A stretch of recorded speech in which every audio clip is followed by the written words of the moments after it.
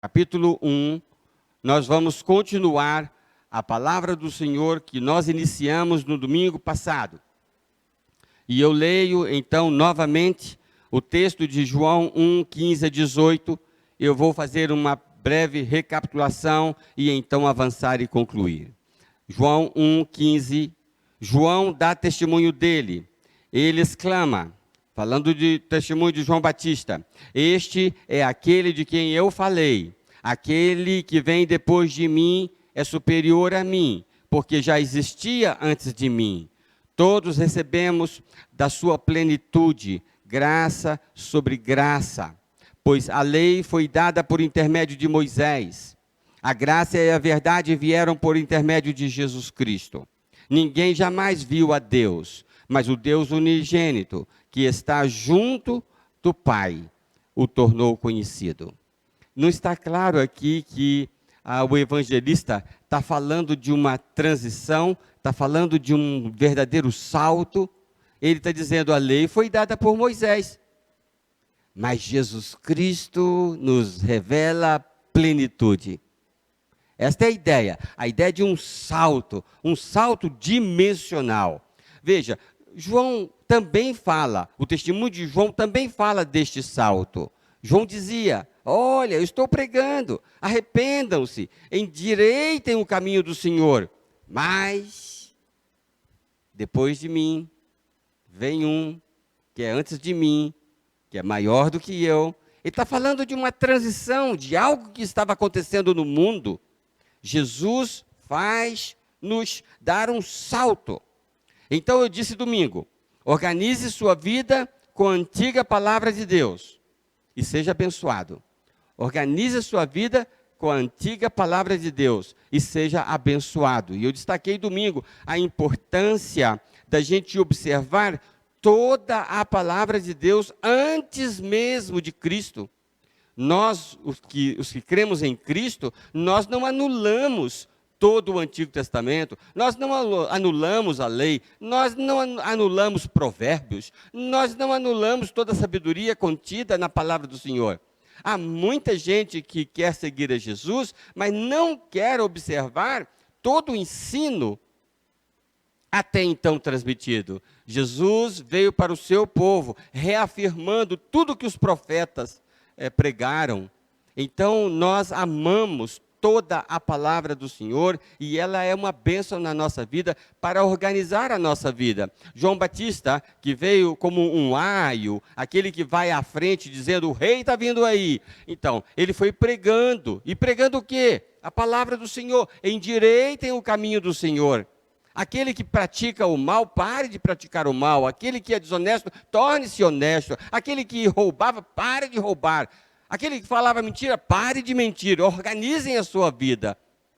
Porque está chegando o momento de dar um grande salto. Eu batizo com água do arrependimento. Mas vem aquele que vai batizar com o Espírito Santo, com fogo. Então vai ser um salto. Então são duas coisas erradas. De eu querer ter a minha vida toda organizada e não saltar em Jesus. E de saltar em Jesus e não ter a vida organizada. Nós não somos chamados a isto, mas há as duas coisas. Façam estas coisas, sem menosprezar aquelas. Então, complete a observância de toda a palavra do Senhor. Eu estava num debate com pastores, num projeto de mentoria, e nós estávamos conversando exatamente ontem sobre a plenitude do esforço, a plenitude dessa nossa jornada aqui, terrena, temporal. Qual é o clímax da nossa missão? Quando é que um homem pode dizer: cumpri minha vocação? É quando você se torna rico? É quando você se torna famoso? É quando você se torna poderoso? Qual é a plenitude desta dimensão? O texto está dizendo: o essencial foi dado por Moisés, Moisés tratou das coisas deste mundo, de como se comportar, de como lidar com as pessoas, como lidar consigo mesmo, essa rotina aqui, temer a Deus. Onde é que isso termina? O apóstolo Paulo vai dizer que a plenitude da lei é o amor. Ora, o amor é a plenitude da lei porque ele é o bypass, ele é a transição. Você vem observando toda a lei e então entra num degrau do amor. E nesse degrau do amor você parte para a graça. Então Moisés nos deu o essencial, a graça veio por Jesus. E nós encontramos, nós damos este salto, firmamos os nossos pés para dar o salto para a graça em experiência de amor. Tanto que João, esse evangelista, vai destacar textos ou frases ou conceitos como João 3,16. Porque Deus amou o mundo. E essa expressão, o mundo, está basicamente falando dessa dimensão ainda sem Cristo. Porque nós éramos ainda pecadores, estávamos no degrau lá atrás, quando Deus nos amou lá atrás. Porque Deus amou o mundo de tal maneira que deu seu Filho unigênito para que todo aquele que nele crê não pereça, mas dê um salto para a vida eterna. Esta é a ideia. Mas eu dizia, qual é então a plenitude da minha vocação neste mundo? O serviço. O amor. No serviço, por amor, eu dou o salto. Você não, o fim da sua vida, o fim do propósito da sua vocação, não é outra coisa senão servir. Servir alegremente, como que ao Senhor. Alegrar-se no serviço. Eu estava dizendo para os pastores, olha, às vezes os pastores pensam que a realização vai acontecer porque a igreja cresce. Às vezes os pastores pensam que a realização de sua vocação vai acontecer porque eles são reconhecidos pelo povo. Mas meditávamos que a realização no coração de um pastor, pastor Etiel, a realização vai acontecer quando você servir, quando você tiver a oportunidade de servir. Jesus vai destacar isto. O momento clímax é o serviço. Tanto que ele vai pegar uma toalha e vai servir aos seus discípulos. O maior é aquele que serve. Então, talvez, antes de discutir tantos desejos de crescer em Cristo, crescer em poder espiritual, talvez ainda tenha muita coisa para ser organizada no que o evangelista chama de o essencial. Falamos também sobre a importância de crescer em conhecer a Cristo, para que possamos receber, pedir e receber melhor. Então destacamos que nós não podemos amar a quem não conhecemos. O que nós afirmamos, o amor que nós afirmamos ter por Deus está relacionado ao que nós conhecemos dele. É conhecendo a Cristo que nós vamos amá-lo melhor, amá-lo mais, amá-lo como ninguém pode amar. Porque cada um de nós tem a capacidade dada pelo próprio Criador de amar de um modo específico. Deus espera que você o ame mais do que todos os outros. Ou seja, Deus espera que você expresse o amor por Ele, a Ele, que só você pode expressar. Então você é insubstituível na demonstração de amor a Deus, porque só você consegue amar a Deus de uma determinada forma.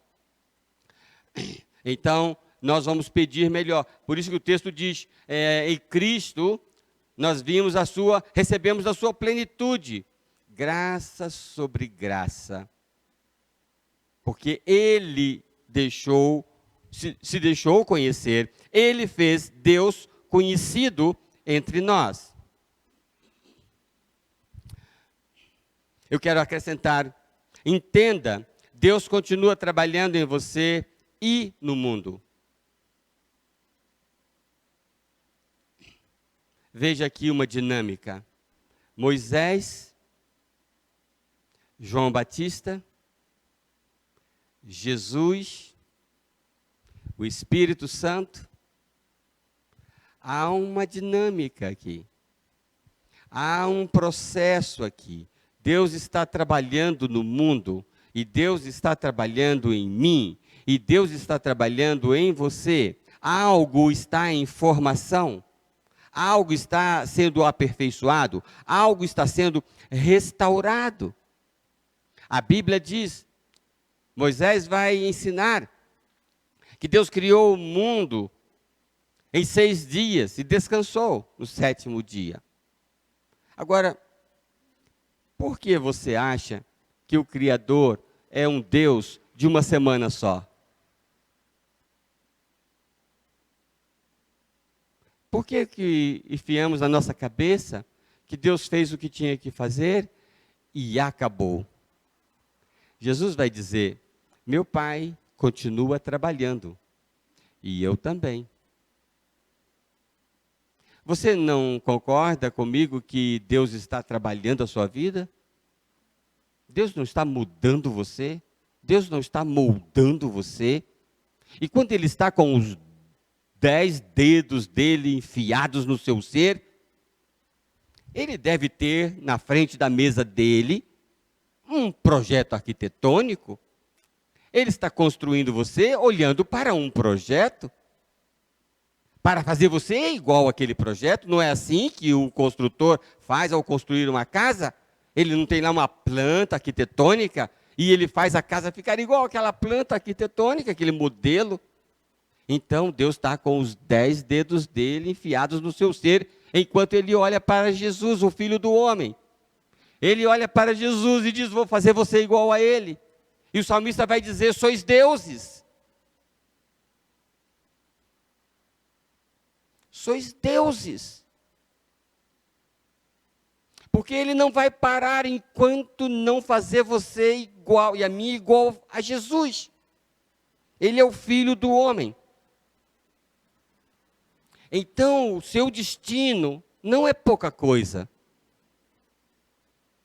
Se Deus está trabalhando em você. Saiam da frente. Você está andando? Você é um príncipe e uma princesa. E Deus está formando, moldando você. Moisés deu o básico, o essencial. Mas em Cristo, agora é um salto dimensional. Não estamos concluídos. Não estamos concluídos.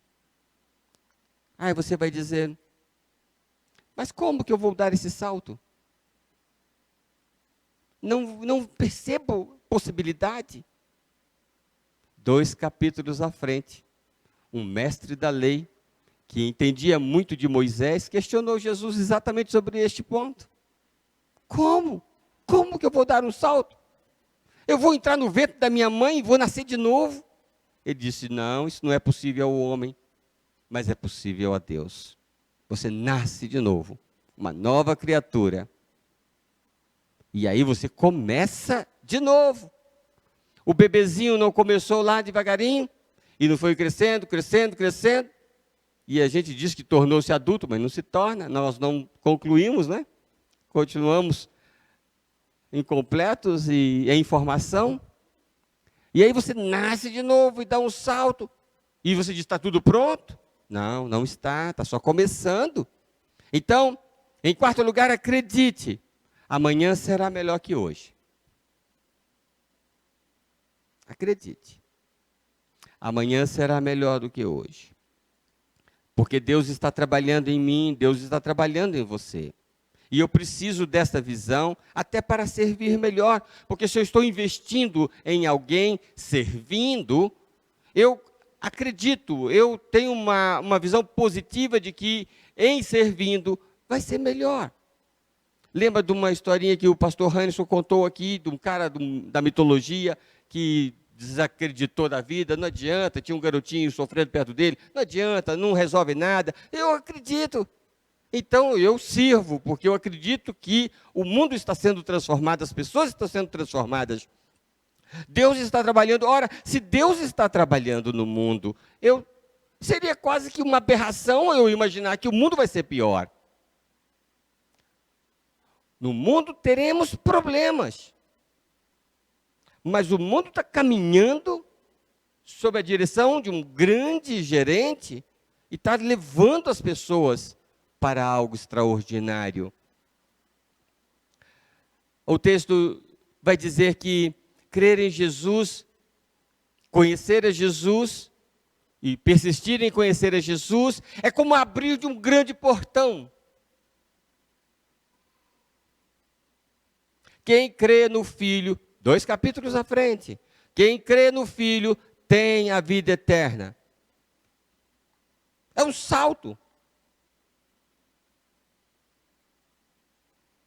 Aí você diz assim, mas essa palavra do evangelista é um negócio meio estranho. Foi também para os primeiros ouvintes. Eles ficaram assim, como? Por quê? Porque a nossa mente, ela está acostumada nesse ritmozinho de 70 anos. Isto vos escandaliza? 5 capítulos à frente. O que acontecerá se vocês virem o Filho do Homem subir para onde estava antes? O Espírito da vida, a carne não produz nada que se aproveite. As palavras que eu lhes disse são Espírito e vida. É um salto. É algo muito grande. E nós que deixamos tudo e te seguimos, o que vai acontecer conosco? Vocês não têm ideia do que está preparado para vocês. Vão receber 100 vezes mais já nessa dimensão. E depois, não perdem por esperar o que está planejado para vocês, porque são grandes os planos que eu tenho para vocês. Então eu quero deixar essa palavra com vocês e estimular vocês, porque há um perigo em ficarmos satisfeitos com as bênçãos já recebidas de Deus. Cuidado, você pode ficar satisfeito com as bênçãos já recebidas do Senhor, quando Ele está em pleno movimento. A gente gosta de esperar por Deus. Estou orando há tanto tempo, estou esperando pelo Senhor. Mas talvez o cenário mais preciso seria: Deus está esperando por mim. Deus está esperando por você. Porque Ele está indo, Ele está trabalhando. E Ele está dizendo, vamos. A palavra que Jesus mais gostava de usar é siga-me. E a expressão siga-me é vamos. Vamos comigo, porque eu estou andando. Cuidado para não se agarrar às bênçãos já recebidas. Lembra do filho, do jovem rico? Ele tinha Moisés. Ele frequentava a escola dominical da Segunda Igreja Batista, que agora em março vai começar a pleno vapor. Ele entendia de Moisés. E Jesus disse, dê um salto. Ele disse, mas como é que é isto? Ele disse, dê um salto. Ele não pôde. Ele estava agarrado, porque possuía muitas riquezas. Riquezas abençoadas, recebidas de Deus. Bênçãos de Deus. E ele se agarrou às bênçãos de Deus. E não deu o salto. Às vezes a gente pensa que a gente tem que largar o carnaval, tem que largar a desonestidade, né? E ele tinha que largar as bênçãos de Deus, veja só, para dar um salto. Às vezes nós nos contentamos com as maravilhosas pedras usadas para a construção do templo. E não ouvimos Jesus dizer: não ficará pedra sobre pedra, vou construir um novo templo. Derrubem este e eu construo outro em 3 dias. Quero que vocês deem um salto. Para onde vai esse salto? Se Moisés me leva ao serviço, a graça me leva a quê? Porque o texto está dizendo: o essencial Moisés deu, mas na plenitude de Cristo, experimentamos graça sobre graça. Se Moisés nos leva ao serviço, a graça nos leva então a uma espécie, uma categoria, um tipo, uma dimensão de liberalidade. Você então não faz mais conta. Você está totalmente entregue. Alguém perguntou para um pastor se para ele ser crente ele teria que entregar o dízimo, 10% de tudo que era lucro ou salário. E o pastor disse: não, na minha igreja, pelo evangelho que eu prego, se você quiser seguir a Jesus, você tem que entregar 100%. Tudo, todo o seu ser, todo o seu tempo. É algo sem medida. É graça. Lembra de Naamã? Naamã era um general não judeu, e ele tinha uma enfermidade muito grande, e ele vai até o homem de Deus, e o homem de Deus diz: mergulhe 7 vezes no Jordão, e ele resistia à palavra do povo de Deus. Eu não tenho que mergulhar coisa alguma. Mergulha, moço. Ouça a palavra. Por fim, ele resolveu mergulhar. E sabe o que aconteceu? Quando ele observou a palavra, ele foi curado. A pele ficou, que era toda contaminada, ficou como a pele de um bebê. Aí ele sai dali. Sabe o que estava no coração dele? Uma amostra da graça. Ele pega um pouco de terra e ele diz: não vou cultuar mais ninguém, só ao Deus de Israel. E o Geazi vai lá, é Geazi mesmo, né? Queria lá uma oferta escondido do pastor, né? Porque o pastor falou que não era para pagar nada, porque a cura era de graça. Mas lá o moço lá, que só pensava em dinheiro, corre atrás: você podia dar alguma coisa aí, tal. Ele falou: pode levar tudo que você quiser. O coração dele tinha experimentado graça. A plenitude do esforço é serviço. Parece que a plenitude da graça é a liberalidade. Quando você já não faz mais conta. Cuidado para não ficar parado no degrau da bênção de Deus. Cuidado para não ficar acomodado, achando que tudo que Deus tinha que mudar em você, Ele já mudou.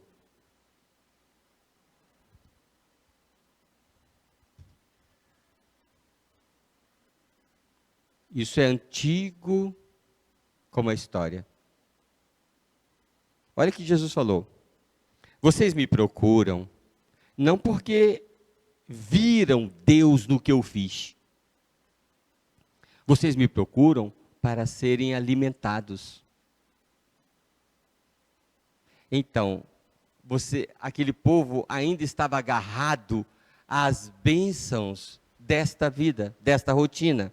Vocês me procuram por causa das bênçãos desta rotina. Você quer emprego, você quer saúde, você quer livrar-se da depressão. Então você se agarra a essas coisas. Vocês estão procurando Jesus por conta destas coisas, que são bênçãos de Deus, livramentos de Deus. Mas vocês não me procuram porque vocês viram o Deus verdadeiro naquilo que eu fiz, naquilo que eu falei. João 6, 5 capítulos à frente. Então ele vai dizer: trabalhem pela última revelação disponível. É mais ou menos assim. A última revelação disponível, a última versão. Você tem lá um celular, ele fala, não fala? mas tem uma versão muito mais atualizada, com muito mais recursos.